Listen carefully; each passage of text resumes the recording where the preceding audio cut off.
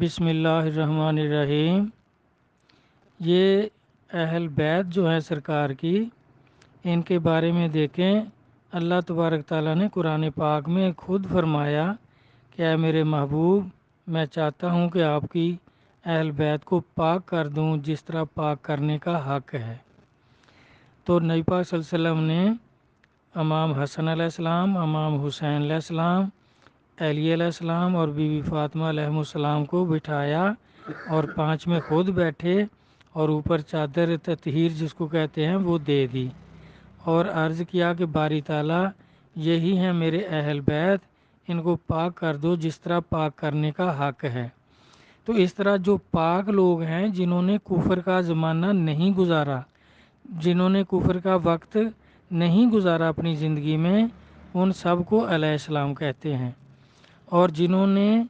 کفر کا وقت گزارا جس طرح صحابہ کرام ہیں، کیونکہ وہ پہلے انہوں نے زندگی گزاری کفر میں، پھر مسلمان ہوئے، اور مسلمان ہونے کے بعد پھر وہ نبی علیہ الصلوۃ والسلام کی تعلیم پر چلتے رہے۔ تو پھر قرآن پاک میں جب انہوں نے بیعت رضوان کی تو وہاں اللہ تعالی نے فرمایا کہ اے نبی، سورۃ فتح میں یہ بیعت رضوان کا واقعہ موجود ہے کہ اے میرے محبوب، جن لوگوں نے تیرے ہاتھ پر بیعت کی درخت کے نیچے، انہوں نے میرے ہاتھ پر بیعت کی اور میں ان سے راضی ہو گیا ہوں کیونکہ وہ بھی مجھ سے راضی ہو گئے۔ تو رضی اللہ عنہ و رضو عنہ۔ تو اس طرح ان جو اہل بیت جو ہیں ان پر اللہ ناراض کب تھے؟ جو پھر راضی ہوئے ہیں، کیونکہ ان سے تو ہمیشہ سے راضی تھے۔ علی علیہ السلام نے بھی کفر کی زندگی نہیں گزاری، بی بی فاطمہ علیہ السلام نے نہیں گزاری،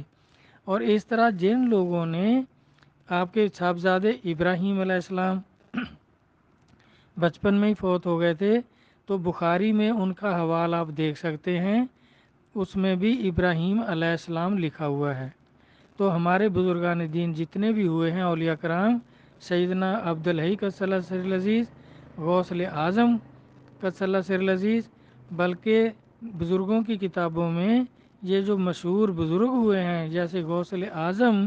ان کے ساتھ بھی رضی اللہ عنہ لکھا ہوا ہے کہ ان سے اللہ راضی ہو گئے، اس لیے ولایت عطا فرمائی۔ تو صحابہ کرام جن پر اللہ پہلے ناراض تھے، جب ان سے راضی ہوئے ہیں تو ان کے لیے اللہ تعالی نے فرمایا رضی اللہ عنہ و رضو عنہ۔ تو علی علیہ السلام نے کوئی اللہ کی ناراضگی کا کام نہیں کیا، بچپن میں ہی آپ نے نبی علیہ السلام کا کلمہ پڑھ لیا اور پاک تھے، پاک رہے، تو اس لیے ان کے ساتھ علیہ السلام، اس کا مطلب ہوتا ہے کہ اللہ تعالیٰ جس طرح یہ بزرگ ہیں ان کو سلامت رکھے، نبیوں کو بھی، کیونکہ نبی پیدائشی طور پر ہی نبی ہوتے ہیں، عالم ارواح میں بھی نبی ہوتے ہیں، اس لیے ان کو بھی علیہ السلام کہتے ہیں، نبی بعد میں بنتے نہیں ہیں۔ تو اس طرح پنجتن پاک جو ہیں وہ بھی بھائی پہلے سے ہی پاک ہیں، انہوں نے کفر کی زندگی نہیں گزاری۔ فرشتوں کو بھی انہوں نے بھی کوئی گناہ کی زندگی نہیں گزاری، اس لیے ان کو بھی علیہ السلام کہتے ہیں۔ بی بی مریم علیہ السلام کہتے ہیں کیونکہ انہوں نے بھی کفر کی زندگی نہیں گزاری۔ تو اس طرح جنہوں نے کفر کی زندگی نہیں گزاری ان سے تو اللہ ہمیشہ ہی راضی تھے، پہلے ہی راضی تھے۔ تو جن سے ناراض تھے ان پر جب راضی ہوئے تو ان کو لکھیں گے رضی اللہ عنہ، اور جن پر ہمیشہ سے ہی راضی تھے، ناراض تھے ہی نہیں، تو ان کو کہیں گے علیہ السلام کہ اللہ اس بزرگی پہ ان کو سلامت رکھے، کیونکہ انہوں نے کوئی کفر کی زندگی، کوئی گناہ کی زندگی نہیں گزاری۔ تو ان کی پاکیزگی کے بارے میں دیکھیں، نبی صلی اللہ علیہ وسلم فرما رہے ہیں میں اور علی ایک نور سے پیدا ہوئے ہیں، جس کا میں مولا ہوں علی بھی مولا ہیں۔ تو اب نبی صلی اللہ علیہ وسلم کے ساتھ جب علیہ السلام کیا صلی اللہ علیہ وآلہ وسلم، اب آل کا ذکر اس میں آتا ہے، تو اس لیے آل کو رضی اللہ عنہ نہیں کہیں گے۔ اس طرح امام حسین علیہ السلام کے بارے میں، امام حسن علیہ السلام کے بارے میں کہ میں ان سے ہوں اور وہ مجھ سے ہیں، یہ ترمذی شریف میں دیکھ سکتے ہیں، آپ مشکوٰۃ شریف میں دیکھ سکتے ہیں۔ تو اس طرح جب وہ سرکار ان کو اپنے ساتھ نسبت دے رہے ہیں